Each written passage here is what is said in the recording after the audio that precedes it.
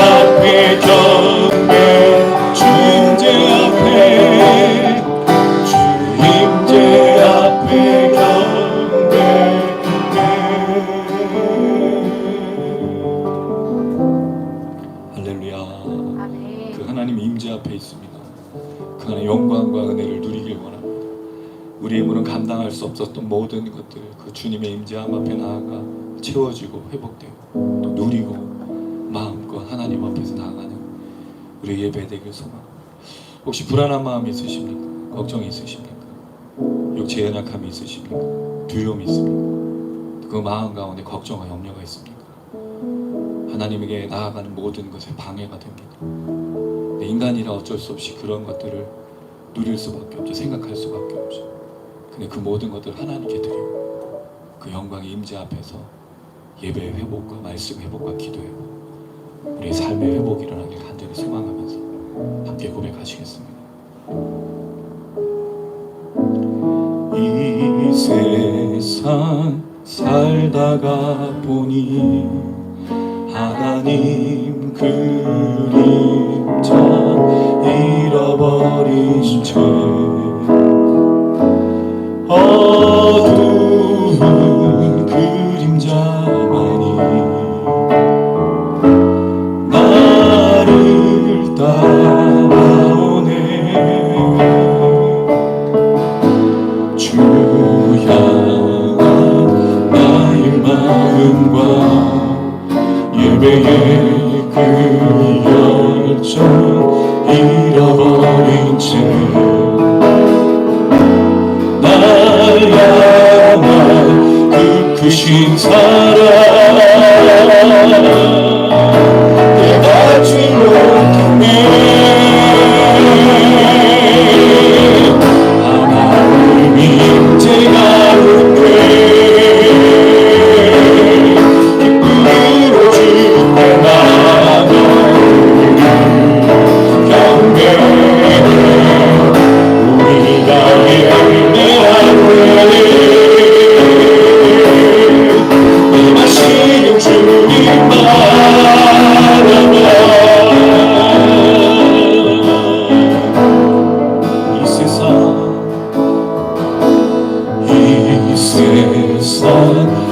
살다가 보니 하나님 그림자 잃어버린 채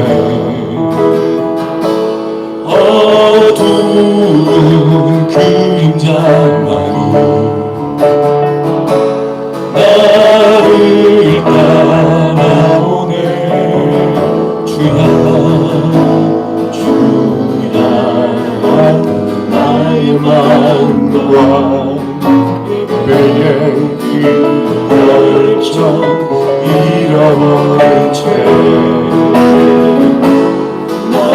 나야만 깨끗이 살아 깨닫지 못했네.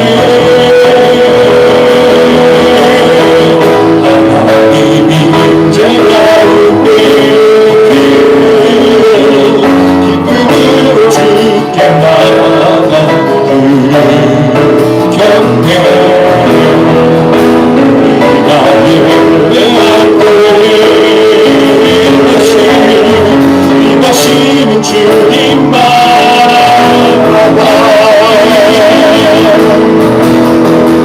하나님 임재 가운데 기쁨으로 주께 나아가 그 곁에 우리가 예배할 때에 임하시는 주님만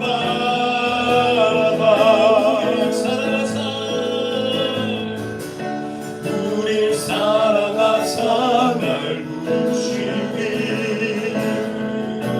주님 계시네. 우릴 사랑하사 날 부르시니 주님 계시네. 하나님이 임재 가운데 기쁨으로 주께 나아가 그 곁에 우리가 예배할 때에 임하시는 주님 바라봐.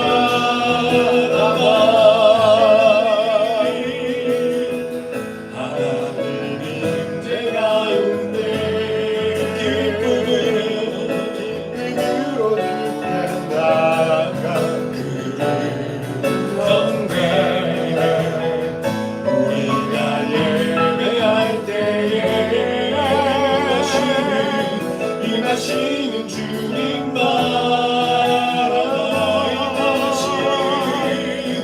임하시는 주님 바라봐. 임하시는 주님 바라봐.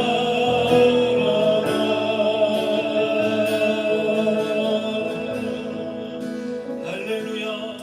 주님 우리 예배 가운데 임재하십니다. 그 주님을 바라보는 자에게 간구하는 자에게 전심으로 구하는 자에게 그 소원을 들어 만족해 하시는 하나님이신 줄로 믿습니다. 왕이신 하나님 우리와 자정하시고 우리에게 역사하시고 들어주시고 응답하시고 만져주시고 치유하여 주시옵소서. 우리 잠시 한번 기도하시겠습니다.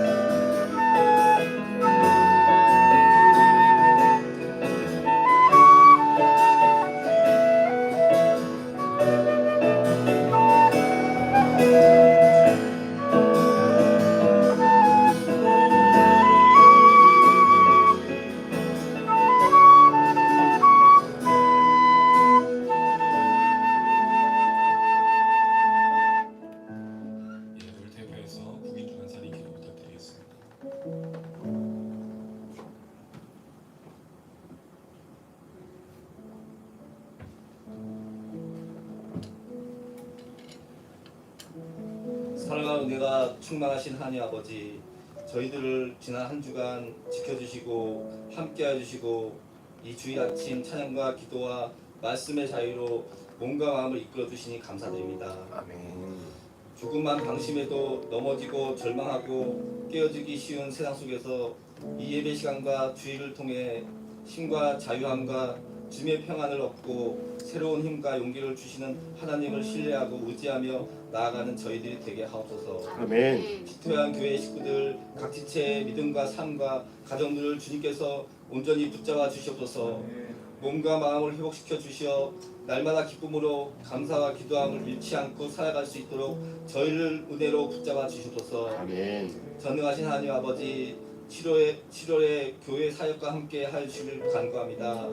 목사님께서 들려주시는 요한계시록 강해를 통하여 많은 은혜와 깨우침의 역사가 있게 하시고 아멘. 격은 지구를 위한 화요 기도회와 금요 찬양 기도 나눔의 시간을 은혜로 풍성히 채워 주시길 간구합니다. 아멘. 하나님께서 붙여주실 이 지역의 영혼들과 함께 기도하고 지역을 섬기고 지역의 필요를 채우고 주님의 사랑을 흘려보내는 지토양 교회가 되도록 인도하여 주시옵소서. 아멘. 역사의 주관자 되신 하나님 아버지, 이 나라를 지켜주시옵소서. 정치와 경제와 사회와 종교가 바로 서게 하시고 많은 고통받는 국민들을 긍휼히 여기사 이 나라의 참된 공정과 상식이 넘치고 자라나는 다음 세대에 부끄럽지 않은 나라가 되도록 역사하여 주시옵소서.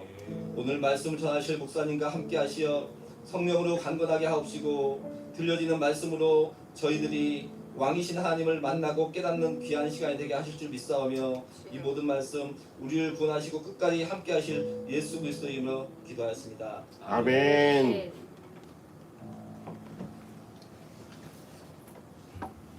네, 감사합니다. 오늘 함께 나누실 말씀은 시편 145편 1절에서 21절의 말씀 되겠습니다. 시편 145편 1절에서 21절입니다. 시편 145편 1절에서 21절 구약 907페이지에 있습니다. 제가 1절 읽고 오른쪽으로 돌아가면서 읽겠습니다. 왕이신 나의 하나님이여, 내가 주를 높이고 영원히 주의 이름을 송축하리이다.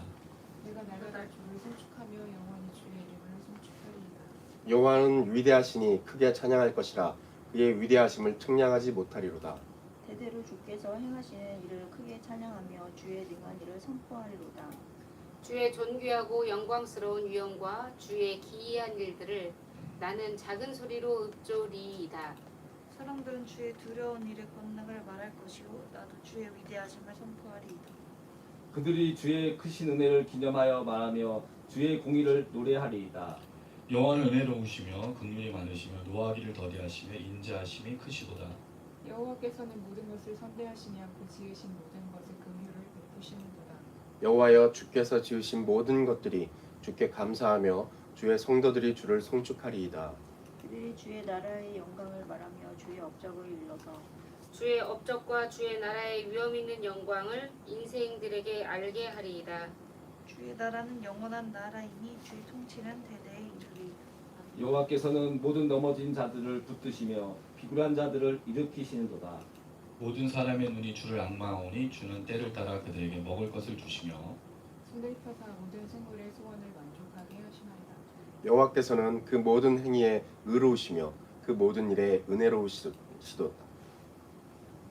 여호와께서는 자기에게 간구하는 모든 자 곧 진실하게 간구하는 모든 자에게 가까이 하시는도다.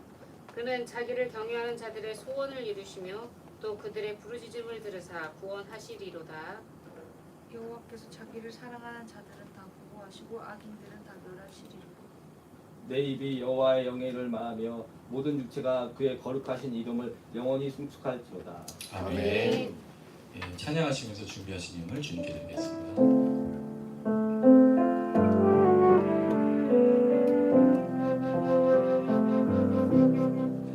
주께 무엇과도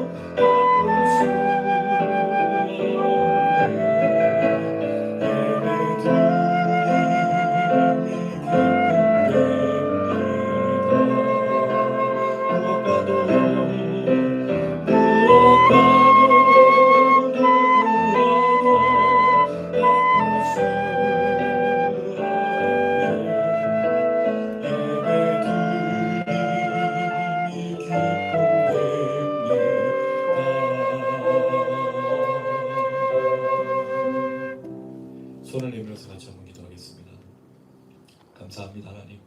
예배드림이 기쁨이며 찬양과 감사와 기도와 말씀을 들음이 우리의 큰 즐거움입니다.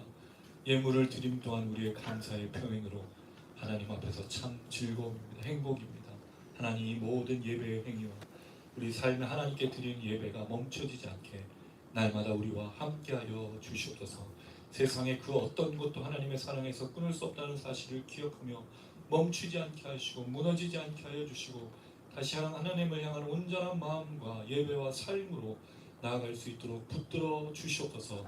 그렇게 예물을 드리오니 받아주시고 예물 가운데 역사하셔서 하나님의 영광만 드러나게 하여 주시옵소서. 감사드리며 예수님의 이름으로 기도드렸습니다. 아멘. 진짜 이틀 동안 열심히 작업한 원고가 사라졌을 때는 와우. 진짜 뭐라고 설명할 수 없는 그런 생각이 들었어요. 근데 사람들이 그런 생각을 할 수도 있습니다. 뭐 원고가 중요하냐, 준비하다 보면 다 기억날 거고 어떤 내용인지 알 건데. 근데 이제 제가 그런 것들을 좀 정리를 해보면서 목사에 대한 좀 생각을 하게 된 거예요.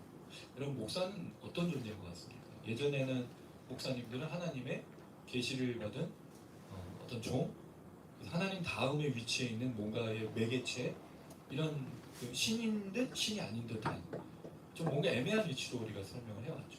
그래서 목사 스스로도 그렇게 이 직분을 부르심받은 소명으로 생각했어요. 그래서 되게 대단한 어떤 일을 하는 거로 생각했는데 신학 과정을 거치고 지금 제가 PhD까지 이제 이런 학위 과정을 하면서 느낀 건 그런 존재는 아니라는 거예요. 그런 게 성경이 말하는 것도 없고 우리가 사도들을 되게 사모하지만 사도들이 하나님이 아니지 않습니까? 그들 또한 우리처럼 성도였다는 거죠. 그래서 지금은 이제 그런 게 많이 바뀌어갔는데 문제가 하나 생겼어요. 그건 뭐냐면 목사님들이 이제 이중직을 하기 시작했습니다. 왜냐하면 이제 교회가 운영이 안 되니 일하면서 또 먹고 살아야 되니까. 이게 되게 나쁜 게 아닙니다만 목사의 본질을 우리가 놓치기 쉽다라는 거예요. 목사는 뭘 해야 되는 사람이냐면 성경을 가르치는 교사입니다. 우리 성경을 가르치는데 목숨을 걸어야 되는 거죠. 사실 여러분 성경을 연구하고 가르치는 게 쉬운 게 아닙니다. 성도님들은 큐티를 하면서 이거 무슨 뜻인지 몰라라고 할 수 있지만 그렇지 않아요. 제일 중요한 게 이게 우리나라 언어로 쓰여지는 언어가 아니기 때문인 거죠. 아니 우리나라 말도 잘 이해 못할 때가 있지 않습니까? 어떤 맥락에서 말하는지. 그래서 원어를 연구해야 돼요. 히브리어, 헬라어 또는 아람어. 그리고 이걸 번역한 영어, 라틴어 또는 여러 가지 언어들을 같이 보는 거죠. 왜냐하면 우리 한글로 번역된 것보다 이미 먼저 번역된 게 중국어하고 일본어하고 영어 성경이 먼저 우린 나중에 번역된 거예요. 이런 작업을 하다 보면 본문 연구하는데 거의 하루가 다 걸려요. 그러니까 사실 이 설교 원고를 써서 적용하는 내용을 가는 건 뒷문제입니다. 성경을 다 연구하고 난 다음에 하는 건데 이걸 놓쳐버리면 뭐만 하게 되냐면 성경은 없이 그냥 들은 느낌과 생각을 가지고 전달만 하는 거죠. 그게 목사라고 생각하는 거예요. 근데 사실 그러려면 간증과 뭐 삶의 모든 모범이 있어야 되는데 사람마다 다 틀린 거죠. 영성이. 어떤 분은 대단히 열심히 가해서 이런 부분을 하고 또 어떤 분은 그렇지 못한 경우가 생겨요. 근데 목사는 그런 존재가 아니라 반드시 여기에 성경을 연구하고 가르치는 자가 되는 이게 회복이 돼야 됩니다. 기도해 주셔야 돼요. 목사님들이 성경 연구에 전심일 수 있도록. 근데 한동안 목사님들이 무슨 리더십을 가지고 경영도 배우고 교회를 계속 운영하는 걸 했잖아요. 또는 신방만 하시고.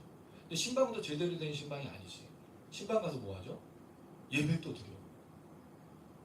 신방 뭐 해야 되는 거예요? 마음으로 방문하는 거잖아요. 그럼 들어야지. 예배를 드리러 가는 게 아니에요. 신방은 들으러 가는 거예요. 들어야 성도의 삶을 알 거 아니에요. 현장에 가서. 왜냐하면 대부분의 목사님들이 성도들 현장을 잘 모르니까. 그러니까 이게 뭔가 한국교회 목회가 본질과 굉장히 벗어나고 엉뚱한 걸 하고 있다는 거죠. 아니 왜 집에 가서 또 예배를 또 드리냐고. 가서 들으면 되지. 그리고 마음을 나누고 기도해 주면 됩니다. 그게 사실 신방이 됩니다. 어쨌든 그래서 목사는 성경을 연구하는 사람이 돼야 된다는 게 되게 중요하다. 근데 제가 이 말씀을 드린 이유가 있어요. 이 원고를 잃어버린 다음에 그 생각이 더 드는 거예요. 그래서 많은 분들이 또 걱정해주고 염려해주고 하셨는데 성경 연구했던 이 이틀의 과정을 다시 또 하려니 남은 게 물론 있죠. 아예 없는 건 아니지만 정확한 자료가 있어야지 말씀을 드리는데 혹시나 실수할까 봐 제가 그래서 걱정이 생긴 것 뿐입니다. 네, 그렇게 말씀을 드리고 오늘 본문에 앞서서 질문 하나 드릴게요. 여러분, 하나님은 왕이시라고 오늘 다윗이 얘기를 합니다. 그럼 왕이라는 의미를 다윗이 왜 썼을까요? 하나님은 왕이다라고 말했을 때 의도가 있을 거 아닙니까? 그럼 왕이라는 개념을 무엇을 생각하면서 썼냐 이거죠. 물론 우리가 이제 살펴볼 건데 그래서 이렇게 질문을 드린 거예요. 하나님을 왕으로 우리가 여기지 않습니까? 여러분 모두 그렇게 하나님 왕으로 여기죠. 우리 왕이신 하나님도 고백하고 그럼 어떤 의미로 고백하시냐? 하나님 왕이시다 할 때.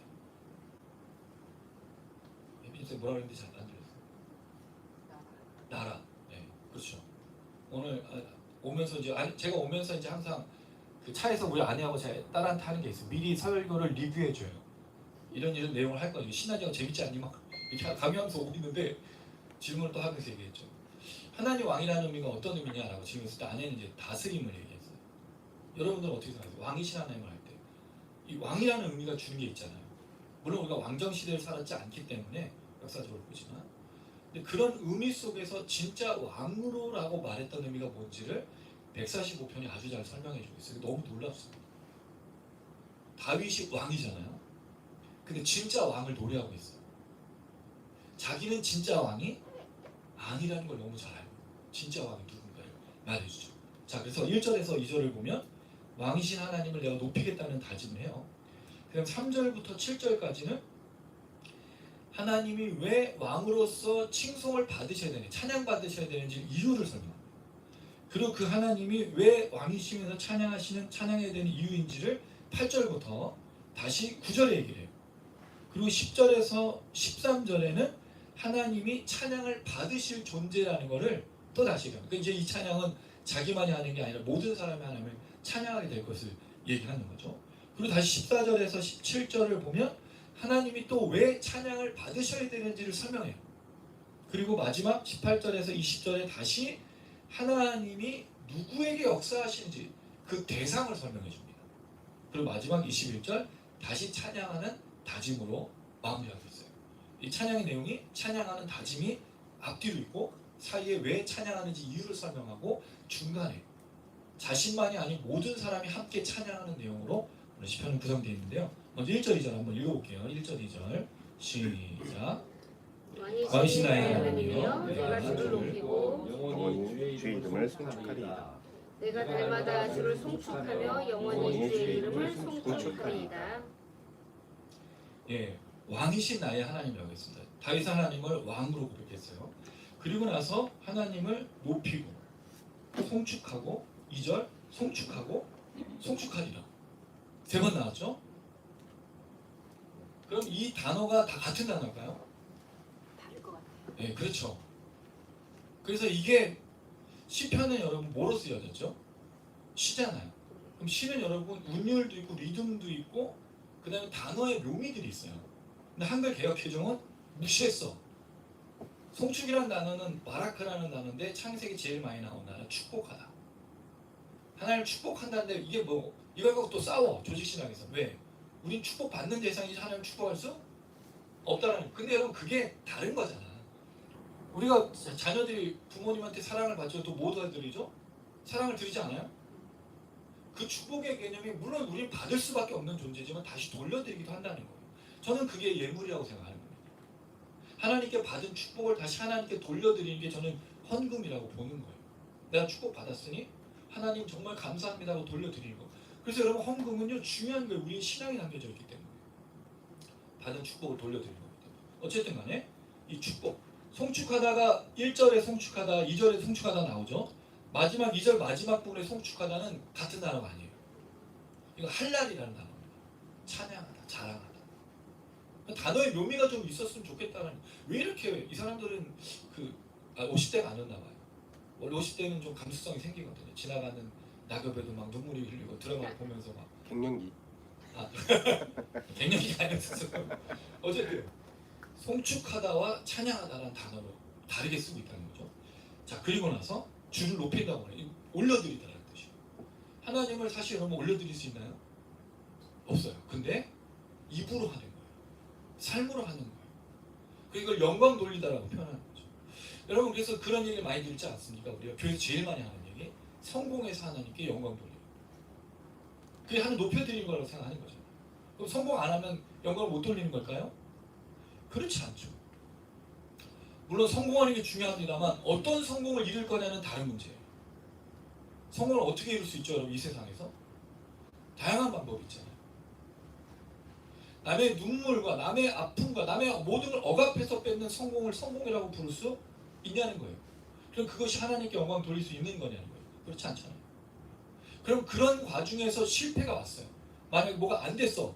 그럼 그게 성공한 것이 아니냐? 그렇지 않다라는 거죠. 내가 만약에 그 상황에서 정의와 공의와 하나님의 인자와 자비를 유지하고 있다면 비록 사람들 눈에 성공은 아니더라도 하나님께 분명히 영광 돌리는 거죠. 그게 누굽니까? 순교자들 아니에요? 너 예수를 거부하고 너 십자가를 밟으면 내가 살려줄게. 그리고 너 이 땅에서 마음껏 네가 하고 싶은 대로 해. 그래서 교회를 유지하고 그래서 신앙을 유지하는 게 성공이냐고요. 그렇게 해서 교회를 커가는 게 성공이냐고요. 그렇게 해서 뭔가 허용된 상황으로 나가는 게 성공이냐고요. 정말 진정한 성공은 뭐죠? 하나님 앞에서 십자가를 밟지 않고 예수를 부인하지 않고 예수를 거절하지 않는 게 하나님 앞에서 영광을 돌리고 성공은 아니겠습니까? 이게 폴리갑이었어요. 사도 요한의 제자 폴리갑이 자신이 화형당할 처지가 됐어요.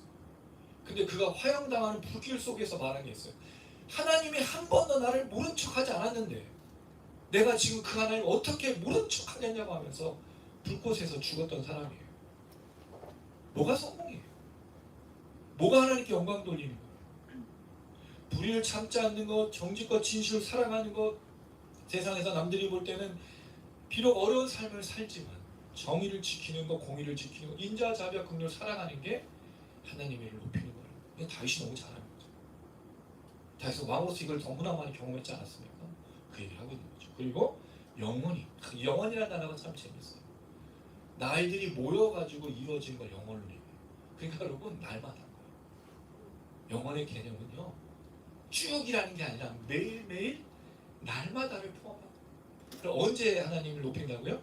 매일, everyday, 날마다. 오늘 하고 내일 건너뛰고 그 다음 날 건너뛰고 이게 아닙니다.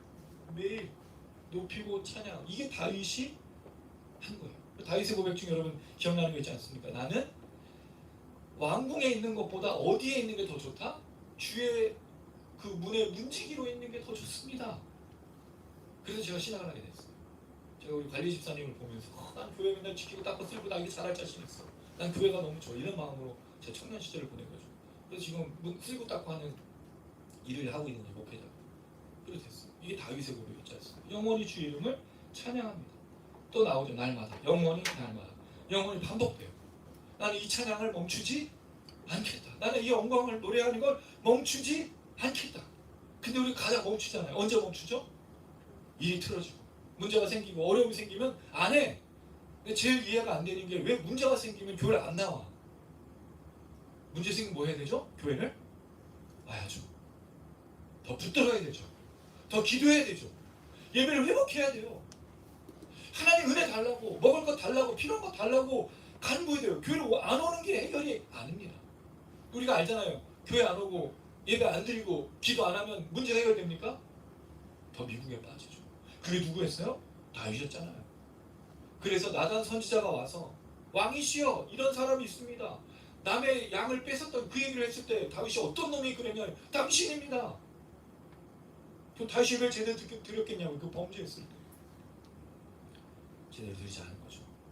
문제가 생기면 하나님을 떠납니다. 이게 아담과 하와의 범죄에서 모습이잖아요.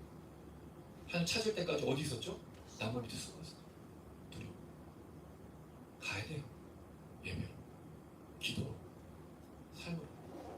매일매일. 그러니까 여러분 매일매일 날마다 영원히 찬양하는 게 끊어지지 않게 하는 게 얼마나 은혜인지 모릅니다. 네, 질문을 드려볼게요.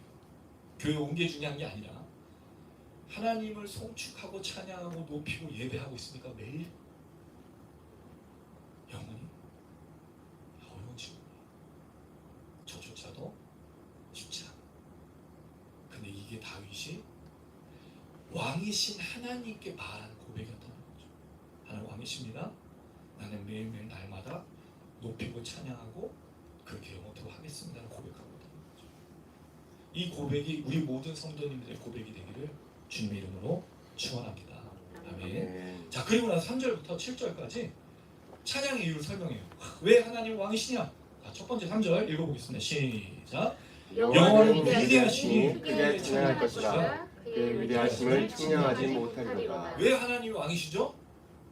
위가 커서. 죄송해요. 위대하시다. 지금 비웃었어 우리. 다 기억하고 있어 이거. 누가 날 비웃었어. 하나님 위대하셔. 위대하다는 뜻이 뭐죠, 여러분? 크다, 영광스럽다, 장엄하다. 이런 여기 뒤에는 측량할 수 없다는 말은 사실은 조금 정확한 표현은 아니에요. 이게 여러분 깊은 심해를 우리가 모른다고 말하잖아요. 우주보다 더 모르는 게 지구 안에 있는 그 깊은 바다잖아요. 측량하다는 말은 그냥 무슨 건설의 측량도 되지만 사실 이게 조사하다는 뜻이거든요.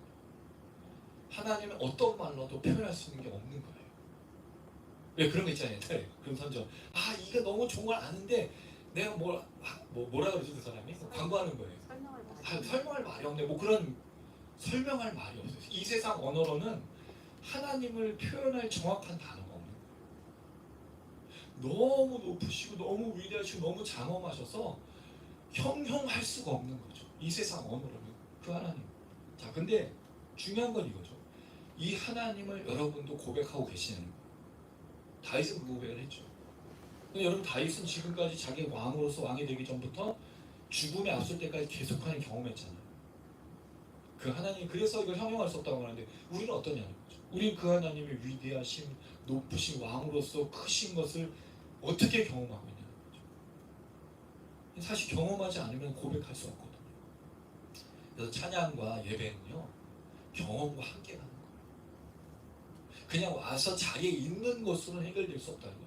그게 뭐냐면 말씀인 거예요. 말씀이 내 삶에서 성육씨가 똑같아요. 내 삶에서 이루어지지 않으면 하나님을 높일 수가 없는 거예요. 이걸 지금 다윗이 말하고 있어요. 그러니까 하나님을 찬양하는데 크게 심히 대단히 많이 그러니까 뭐를 다 갖다 그러니까 대단하고 그 이 시편 145편을 보면요 과장된 단어들이 굉장히 많이 들어갔어요. 심히 대단히 많이 크게 찬양하고 왜냐하면 표현할 방법이 없으니까 그러는 거죠. 근데 여러분 이걸 보면 다윗이 언약궤가 들어왔을 때 그 뒷가랭이가 벌어져가지고 막 그렇게 뛰어노는 그 모습이 기억나지 않습니까? 찬양할 때. 그러니까 하나님을 찬양하는데 이게 벅차 올라가지고 어떻게 할 수가 없는 거예요. 막 가슴이 막 부풀어 올라가지고 그 여러분 왜 그랜드 캐년 가서 막 사람들이 야 이거 봐라 막 거기서 막 주 하나님 지으신 모든 세계 그런 거 말하듯이 이걸 담을 수가 없는 거예요. 이런 경험이 있습니까 여러분? 그러니까 네? 백두산 백두산 갔을 때 백두산지 끌고 와야지 살고 매일 하나님 위대하신 형 제가 이한달 6월 한 달 동안 경험하는 게 하나님 위대하신 겁니다. 제가 이따가 나눔 때 말씀도 드릴게요. 지금 뭐 하나님은 놀라우십니다.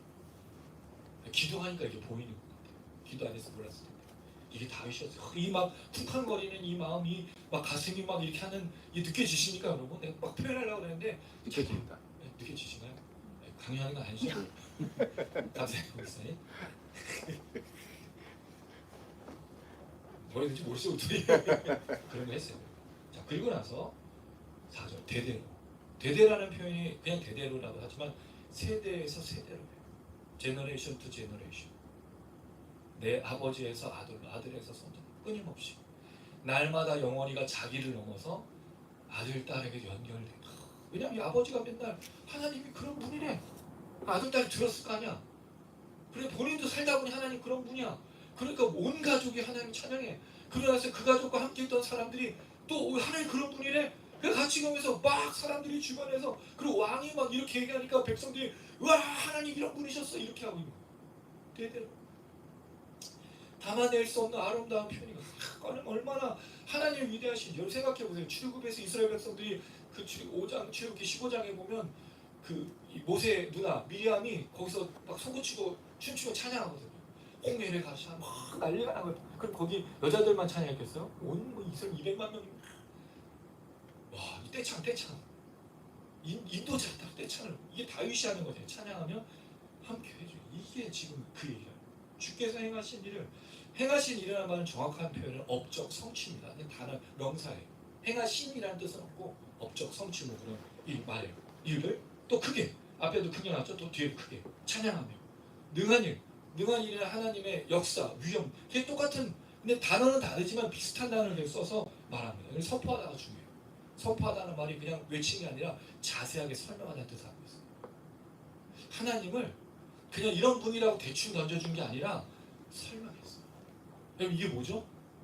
이게 간증이잖아요. 내 삶에 일어난 그 하나님, 그리고 하나님 어떤 분이신지를 설명해. 야, 들어봐. 하나님 어떤 분이신지 알아? 그게 하신 게 누구예요? 예수님이 하신 거잖아. 하나님 이런 분이야. 그래서 내가 여기 왔어. 내가 들어보지 않을래. 그래서 계속 사람들의 산상수훈을 말하고 일어나는 계속 말하고 이 얘기를 지금 하고 있는 거죠. 여러분, 이렇게 하나님을 찬양할 때 우리 삶에 어떤 변화가 있겠습니까? 광이신 그 하나님이 이런 분이야라고 말하면서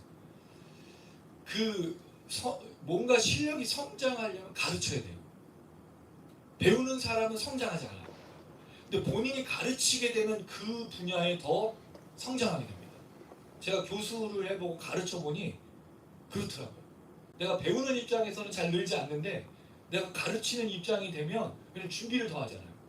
더 지식도 많아지고 성장해요. 누굴 가르치라고요? 하나님을. 할렐루야. 그럼 여러분 삶에 하나님의 놀라운 역사가 나타나요. 이게 지금 다윗이 하고 있는 일입니다. 자, 5절 읽어볼게요. 시작.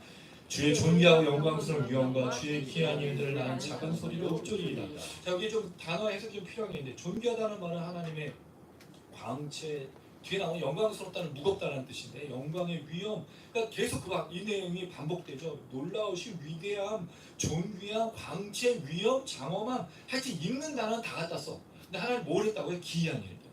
근데 기이한 일들이라는 게 여러분 뭐 좀 신비하고 그런 거지만 경이롭다는 뜻입니다. 이거 딱 봤는데 두려움이 오는 거예요. 무서워서가 아니라 이 놀라운 일을 보면서 이 깊은 세계를 보면 경이로운 거예요. 작은 소리로 읊조리다라는 말은 사실은 좀 해석이 필요한데, 이게 묵상하다는 단어도 있고, 그 작은 소리로는 사실은 없어요. 근데 이게 묵상하다는 의미가 있고 또 여러 가지 의미가 있는데 제가 지금 정확하게 기억은 안 나는데, 영어 번역 성경들은 다 메디테이트라고 해놨어요. 그럼 이게 무슨 뜻이죠? 하나님을 크게도 외치고 찬양하지만 또 뭐 하는 거예요? 개인적으로 묵상도 하는 거예요. 같이 가는 거예요. 찬양과 개인의 묵상. 신앙은요, 개인의 신앙과 공동체가 함께하는 게 어우러지는 거예요. 이게 다윗이 하는 겁니다. 다윗이 그렇게 하나님을 높이죠. 그래서 왜 하나님을 찬양하냐? 왜 하나님 왕이시냐? 위대하셔요. 높으셔요. 장엄하세요. 웅장하세요. 하나님이 경이로워요. 이루신 업적들은 너무 놀라운 분이에요. 이게 하나님이라고 지금 그래서 말하면서 왕이라고 표현하는 거죠. 자, 그 다음에 6절에서 7절, 사람들이 그 하나님에 대해서 두려운 일의 권능을 말할 것이요 나도 주의 위대하심을 선포할 것이다 라고 말합니다. 이 하나님을 찬양할 수밖에 없다는 거죠. 그리고 7절 이거 같이 한번 읽어보겠습니다. 시작. 그들이 주의 크신 은혜를 기념하여 말하며 주의 이름을 노래하리라. 기념하다는 단어의 정확한 뜻이 뭘까요, 여러분? 기념의 뜻. 그렇죠. 기억하는 거예요. 기념품이 그거잖아. 내가 거기 갔다 온 거를 보면서 기억하는 거야. 기념품. 늘 하나님 기억하는 거예요. 근데 여러분, 그 기억이라는 게 뭐로 일어나죠? 예배로 일어나는 거죠. 찬양, 기도, 말씀이 하나님을 자꾸 기억나게 해줘. 반복하는 거예요. 메디테이트, 묵상도 똑같아요. 매일 날마다 찬양하고 하나님을 기억해내는 거예요. 왜? 나 혼자는 이 세상을 살아갈 수 없고 왕이신 하나님 나와 동행하는 걸 깨닫지 못하면 살 수 없으니까 계속 반복해서 되뇌이는 거예요. 암기하는 거예요. 그래서 이스라엘 백성들이 신명기에 쉐마 이스라엘, 들으라 이스라엘 손목에도 메고 띠에 뚫을. 왜? 하나님 기억하기, 잊어버리지 않기 위해서. 우리는 이 머리에도 붙이고 잊어버리잖아. 핸드폰 손에 들고도 핸드폰 어디냐고 찾고, 하나님 동행하심에도 불구하고 하나님의 함께 하심 너무 잘 잃어버리니 묵상하고 찬양하고 반복한다는 거죠. 날마다 영원토록 내 자녀와 함께 이 얘기를 하고 있는 거예요. 그 하나님 왕이시기 때문에. 자, 그런데 여러분, 은혜라는 말이 나와요.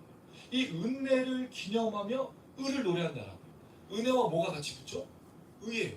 차디크, 정의, 공의.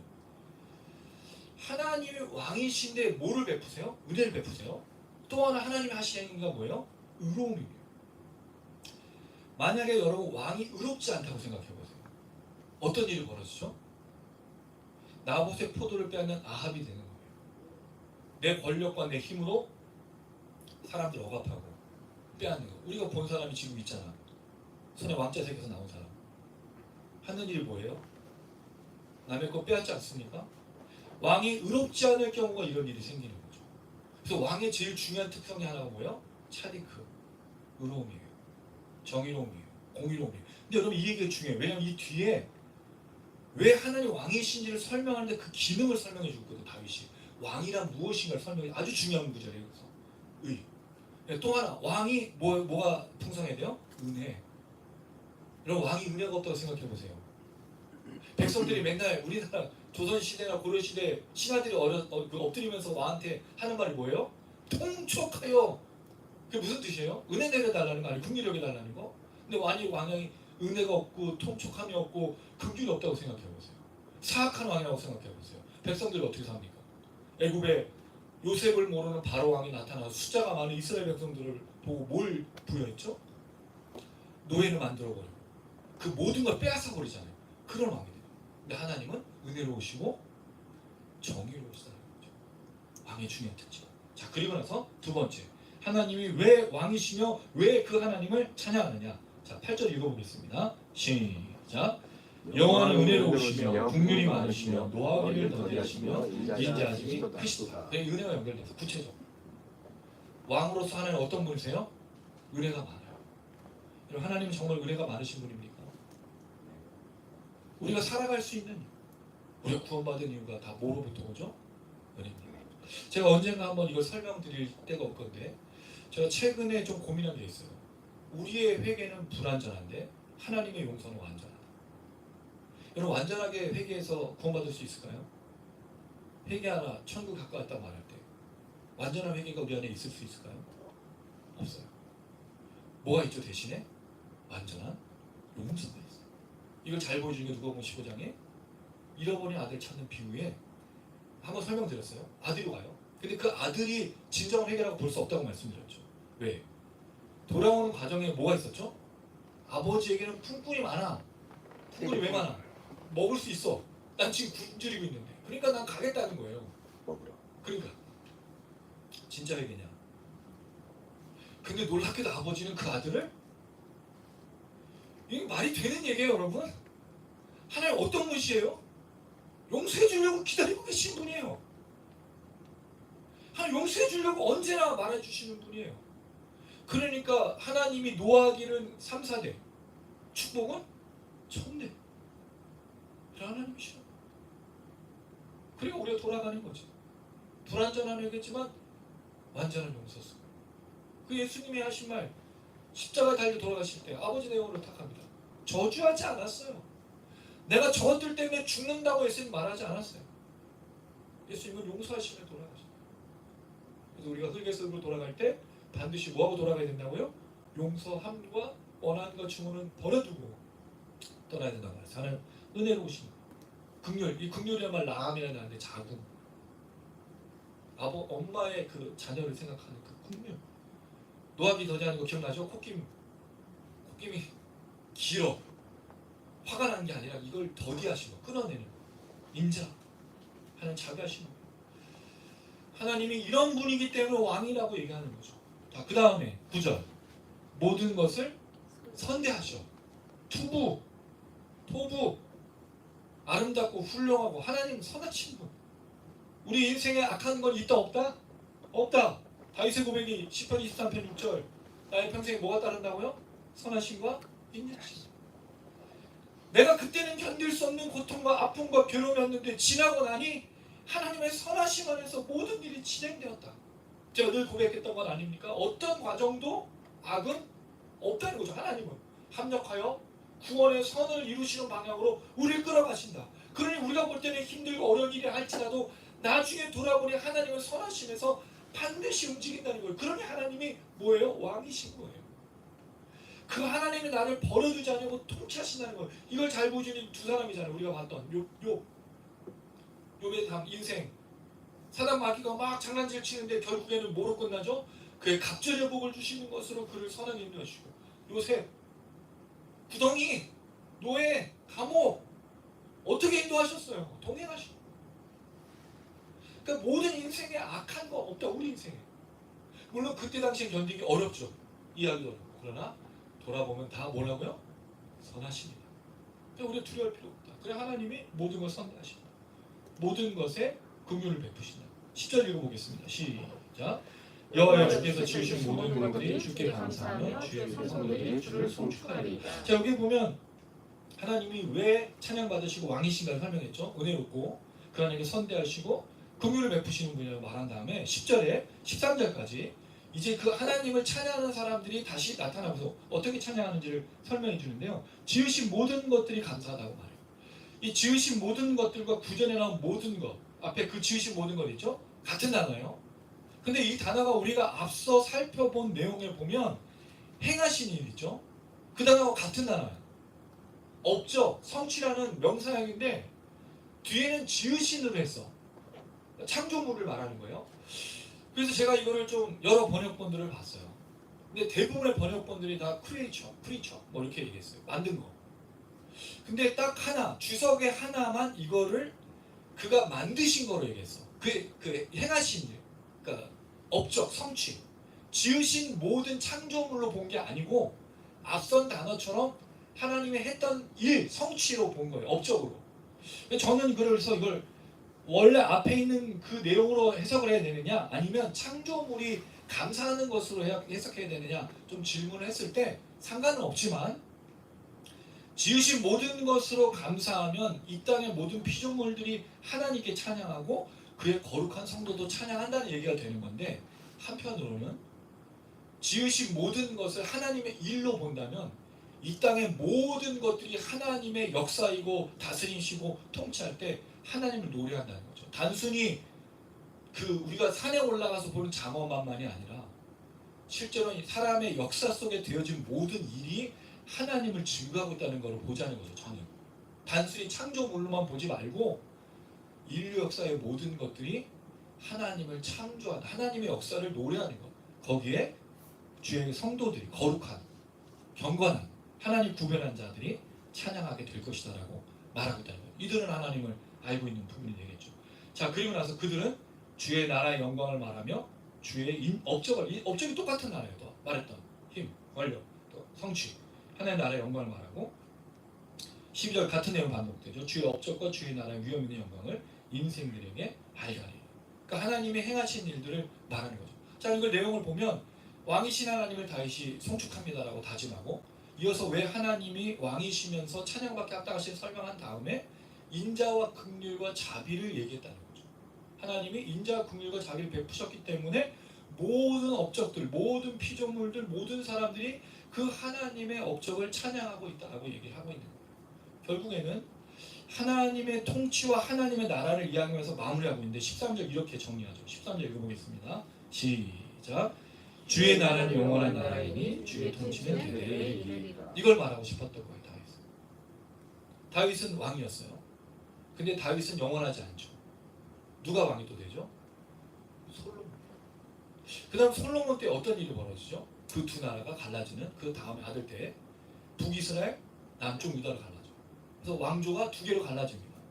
그러다가 결국 다윗 왕조는 무너지고 포로로 잡혀가고 남쪽 유다만 남게 되는 희한한 남자가 돼요. 그러니까 결국에는 왕조가 어떻게 되죠? 없어져 버렸어요. 그럴 때 이 다윗이 말하는 거죠. 주의 나라는 영원한 나라이다. 주의 통치는 대대에 이릅니다. 물론 다윗은 그걸 보지 못하겠지만 다윗은 알고 있었어요. 자기가 영원하지 않고 자기 왕조도 영원하지 않다는. 그러나 하나님의 나라는 영원하다고 말하죠. 자, 질문을 드려볼게요. 왜 하나님의 나라가 영원합니까? 잘 생각하셔야 돼요. 하나님의 나라가 영원한 이유가 뭔데? 다윗이 죽으면 다윗 왕정 끝나잖아요. 근데 하나님은 죽지? 그렇죠. 이거예요. 하나님의 나라를 자꾸 잃어버리는데 우리 하나님의 나라만 생각하는데 실제로 하나님의 나라의 핵심이 누구죠? 하나님이에요. 하나님이 안 죽으니까 그 나라가 영원한 겁니다. 그 통치가 대대이 다윗은 이걸 생각한 거예요. 내가 죽고 내 아들도 죽고 모두가 죽지만 하나님의 나라는 영원해. 왜? 하나님이 영원하시니까. 그래서 왜 이야기를 하죠? 왕이신 하나님이 지금 우리를 통치하고 다스리는데 뭐로 통치하고 있다고요? 은혜와 자비와 긍휼로 통치해. 다윗은 이걸 너무나 잘 알고 있잖아요.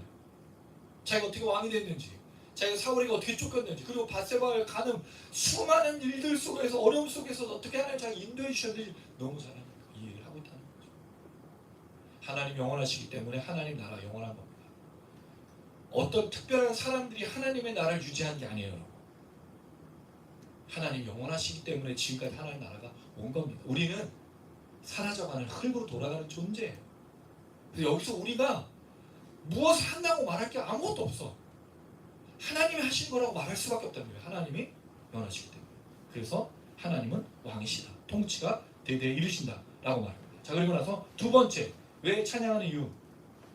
세 번째가 되겠죠. 14절부터 17절입니다. 먼저 14절 읽어볼게요. 시작.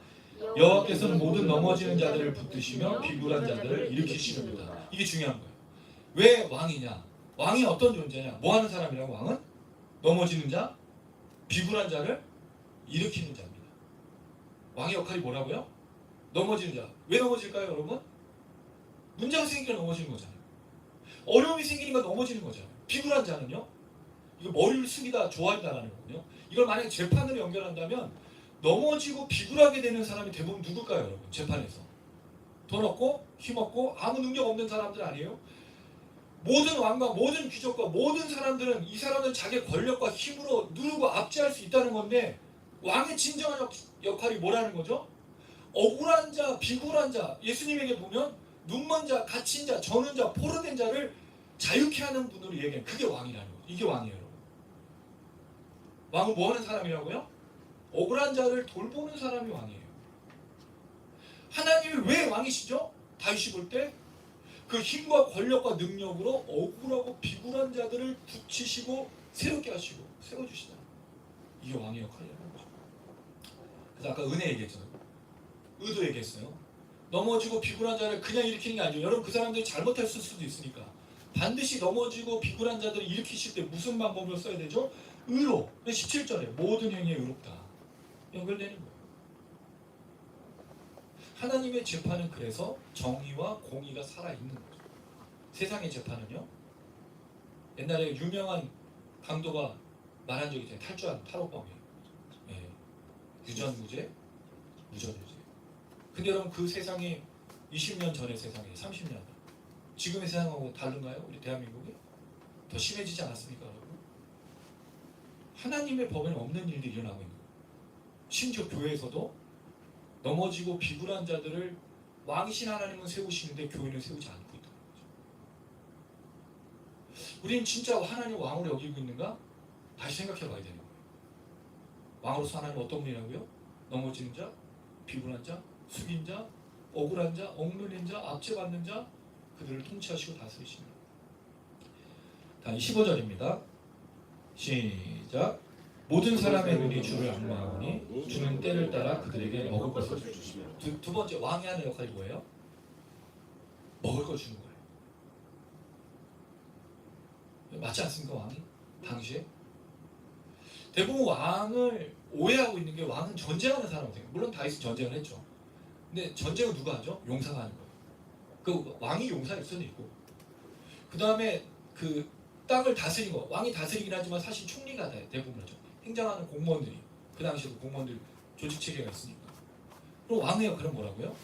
백성들을 돌보는 게 왕이에요. 근데 이걸 누가 하고 있죠? 하나님이. 하나님 자기의 백성을 돌보시죠. 이 얘기를 하는 거예요. 다윗이 자기가 왕으로서 하나님을 볼 때 하나님은 넘어지는 자, 비굴한 자를 일으켜. 그 두 번째, 먹을 것을 주시는 분이에요.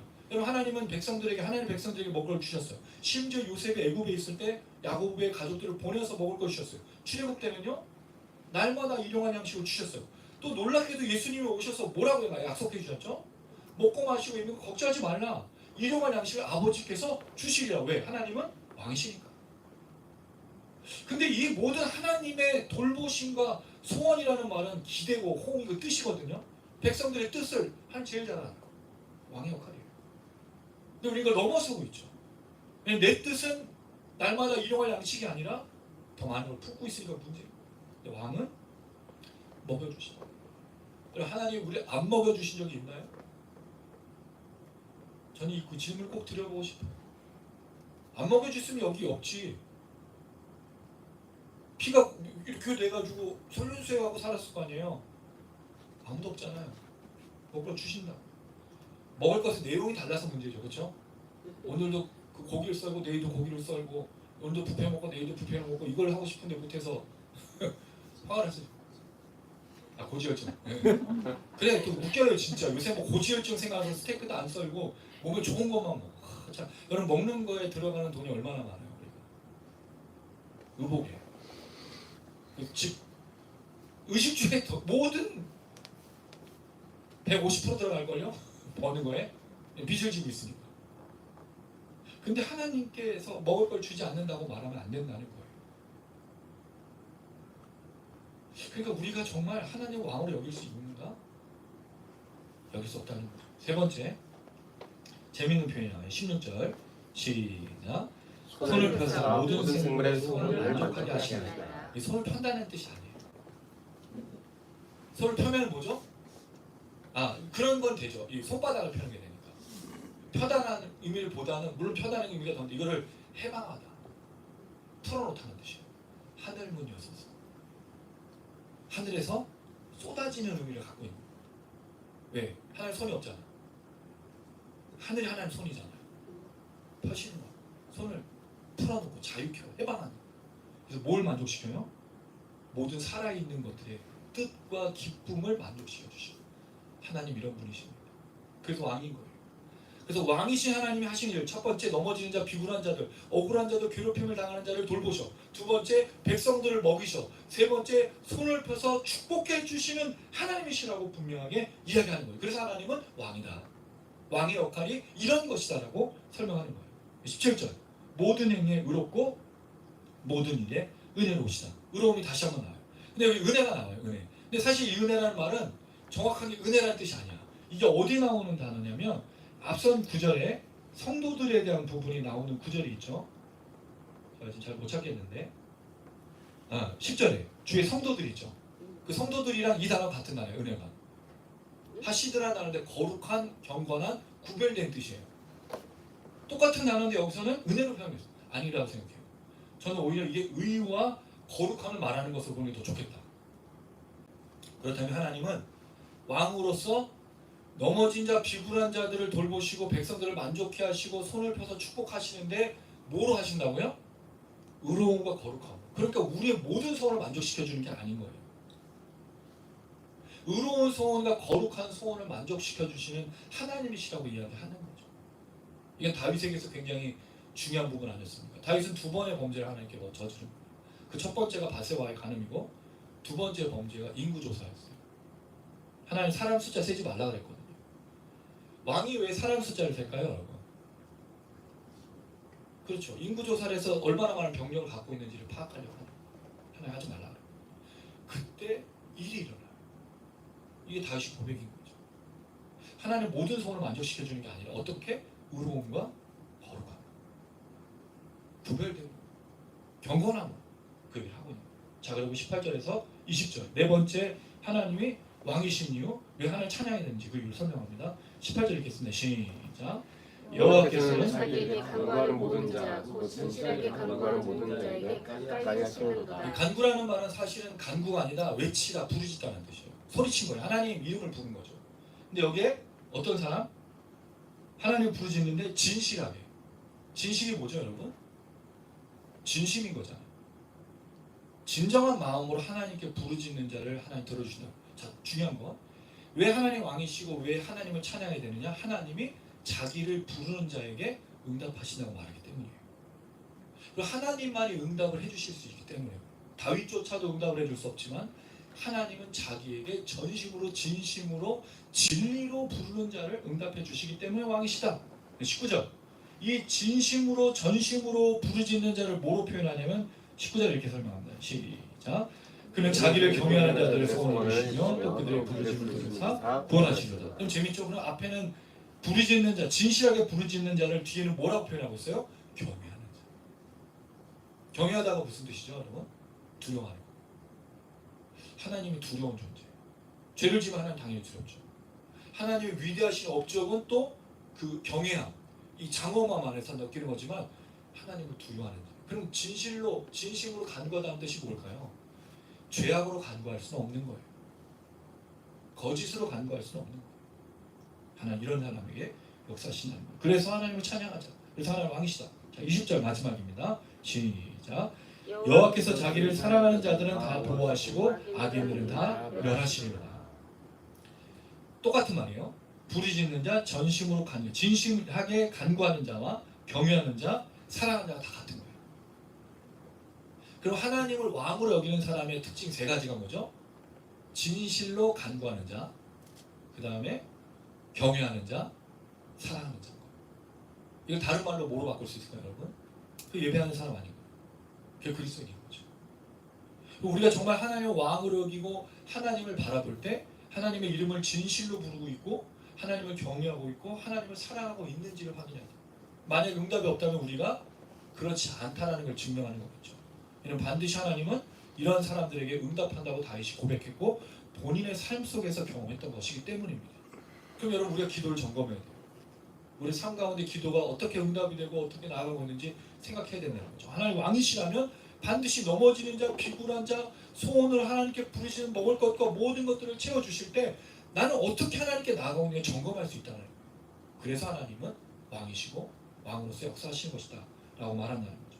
21절 내 입이 여호와의 영예를 말하며 영예라는 건 영광입니다. 존엄함, 위엄 모든 육체가 그의 거룩하신 이들을 영원히 성축할지로다.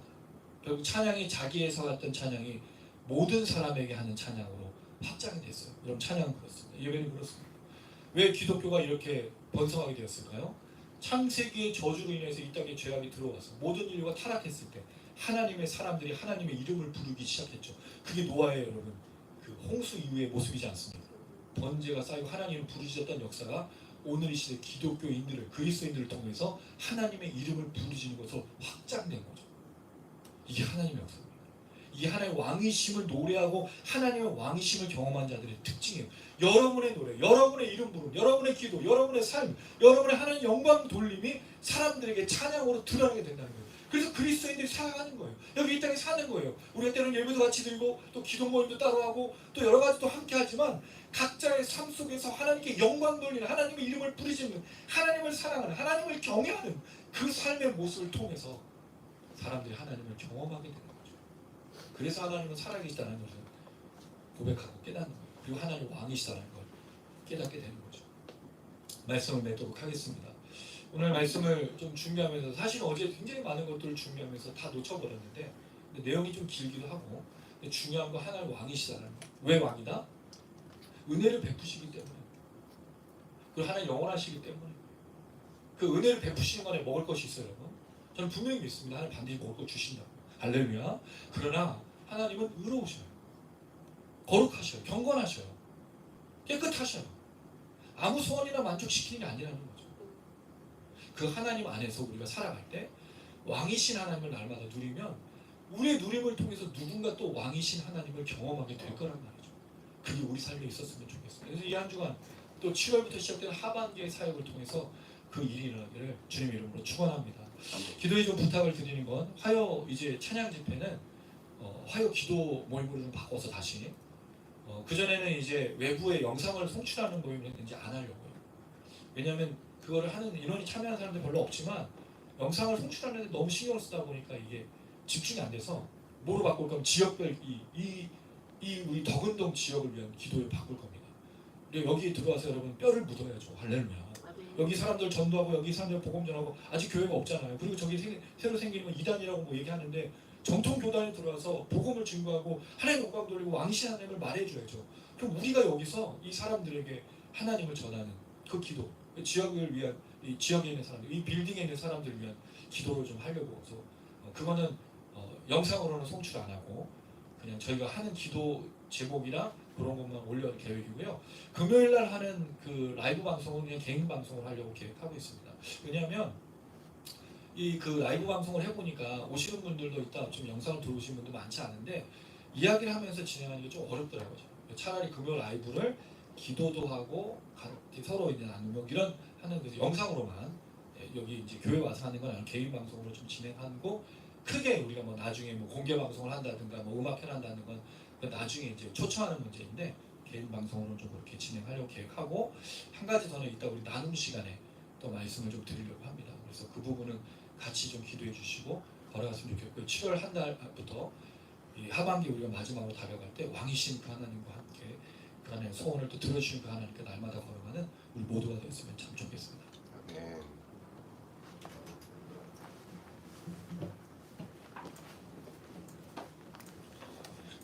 예, 상반기 또 달려오시느라 고생 많았고요.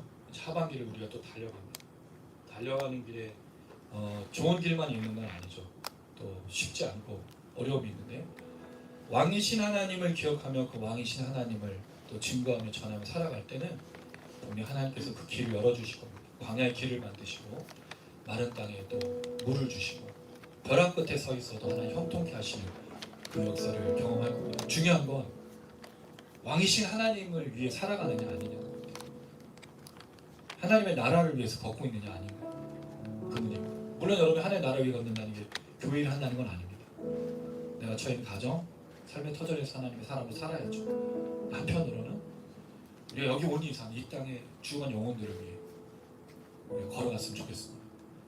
그래서 만나고 할 수 있는 한 최선을 다하고, 그게 안 되면 어쩔 수 없죠. 근데 그런 교회 우리가 하려는 가정회복, 말씀회복, 흘려보내서 또 하나 기도하는 교회, 사랑이 넘치는 교회로 나갔으면 좋겠습니다.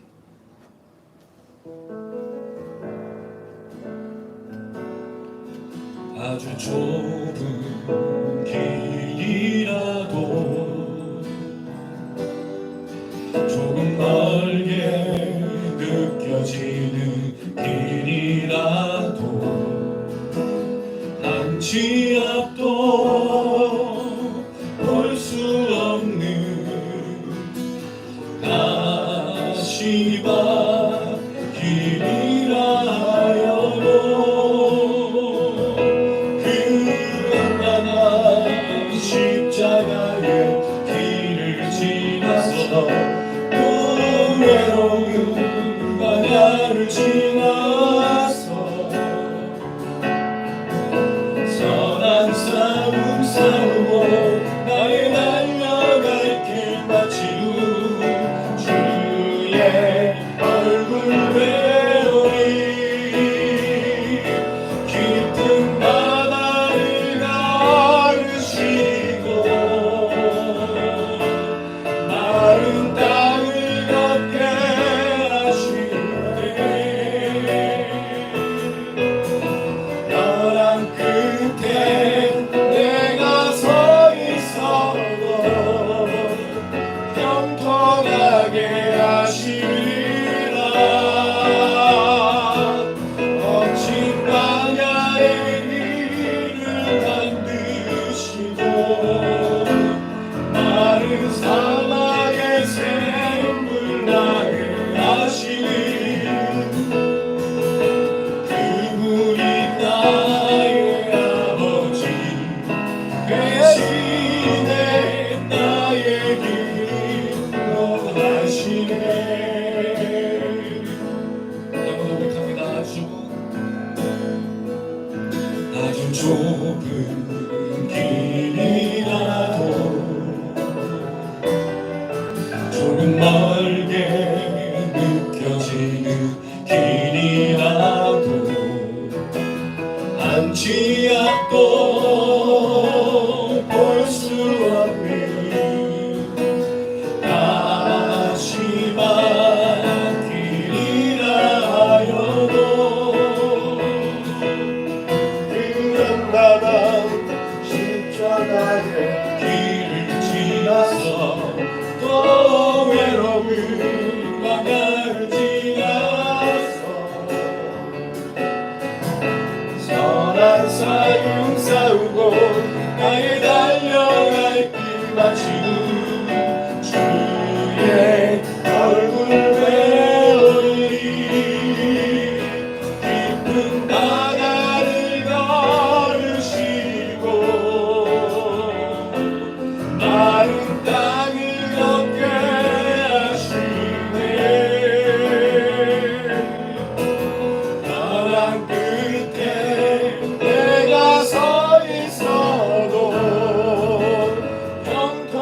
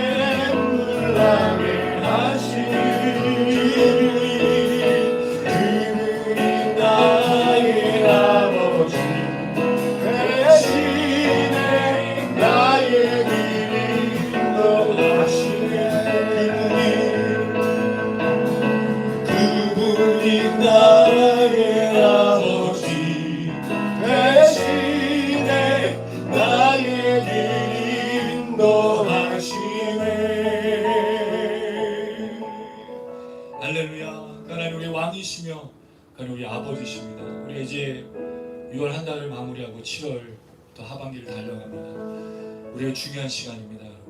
예배가 회복되었으면 좋겠고 기도가 회복이 되었으면 좋겠고 특별히 하나님 우리 왕이신 죽지 않으시는 영원하신 왕 우리를 통치하고 다스리시는 그 왕이심을 잊지 않았으면 좋겠습니다. 그가 넘어진 자, 비굴한 자, 엉눈인 자, 억압된 자를 고치시고 치유하시고 일으키십니다. 먹을 것을 주십니다. 그리고 그 손을 펴서 하늘 문을 열어주셔서 우리의 모든 소원을 응답해 주실 줄로 믿습니다. 우리의 삶의 의와 우리 삶의 은혜가 흘러가 가정이 변화되고 특별히 덕은동 이 땅 기도해 주십시오. 하나님 우리를 보내신 이유가 있지 않겠습니까? 마른 땅을 걷게 하시고 형통하게 하셨을 때 보내셨을 건데 기도의 역사, 부흥의 역사 우리의 찬양을 통해 우리의 말씀을 통해 우리의 삶을 통해 전도가 일어나고 사람들이 몰려오고 사람들이 주님을 알고 구원을 경험할 수 있도록 사랑 없는 이 세상에 사랑이 전해지고 기도의 역사가 일어날 수 있도록 잠시 한번 같이 기도하시도록 하겠습니다. 하나님 기도합니다. 간구합니다. 우리를 보내신 이유가 있지 않겠습니까? 이 땅에 보내신 이유가 있지 않겠습니까? 하나님 땅에 더 넘치는 주님을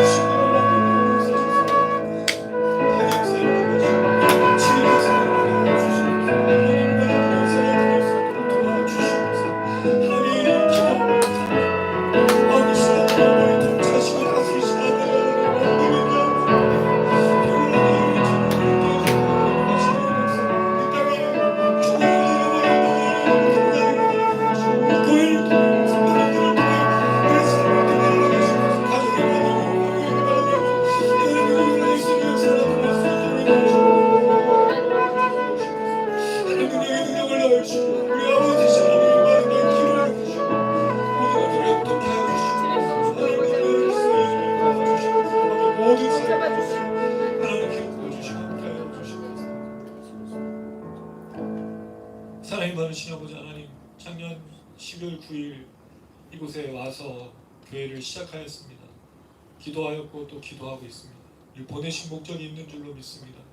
이 땅에 죽어 잃어버린 넘어지고 억눌리고 비굴한 자는 하늘에 손을 펴셔서 하늘 문을 열어주셔서 그 소원을 채워주실 자들, 먹을 것을 주실 자들을 만나게 하시고 그들 안에 우리가 받았던 은혜와 긍휼을 성폭해 하시고 찬양케 하여 주시옵소서.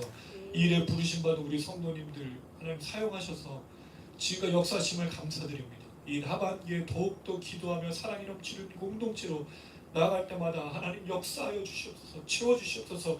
우리도 일으켜주시고 우리도 먹게 하여 주시고 우리도 하늘문을 열어주시는 그 축복을 누릴 수 있도록 하나님 인도하여 주시옵소서. 간증이 일어나게 하시고 기적이 일어나게 하시고 하나님을 왕으로 여기며 대대 통치하신 그 하나님 누릴 수 있도록 우리 교회와 함께하여 주시옵소서. 이 모든 일을 이루실 주님을 찬양하며 감사드리며 예수님의 이름으로 기도드렸습니다. 아멘. 가슴에 손 얹으시기 바랍니다. 지금은 우리 주 예수 그리스도의 은혜와 하나님 아버지의 무한하신 사랑과 성령의 유통인도 충만하시니 오늘 이 시간 왕이신 나의 하나님이여 내가 주의 이름을 오늘 날마다 영원토록 찬양하겠습니다. 다짐하였던 다윗처럼 그 하나님이 왕으로서 어떻게 통치하신지를 깨닫고 그 하나님과 함께 그 하나님의 놀라신 역사를 전하는 삶으로 날마다 살기를 다짐하는 우리 모든 성도님들 머리머리에 하반기의 모든 일정 위에 그 모든 걸음 위에 이제로부터 영원토록 함께 계실지어다. 아멘. 아멘.